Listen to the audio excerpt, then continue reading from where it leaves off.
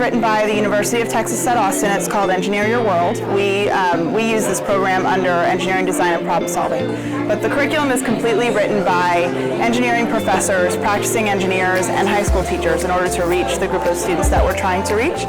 And this particular program works really hard to use a constructivist mindset, which means that the students do the work and build the knowledge almost entirely on their own. I think it's really awesome that we get the opportunity to take this class in high school, because for me, I'll probably never be able to get the opportunity to take this or learn things like this in my regular life whenever I get out of high school and go to college and have a real job. So I think being able to really get the different perspective of what engineers do, and that it's not all just math and science, it's creativity, which is pretty awesome.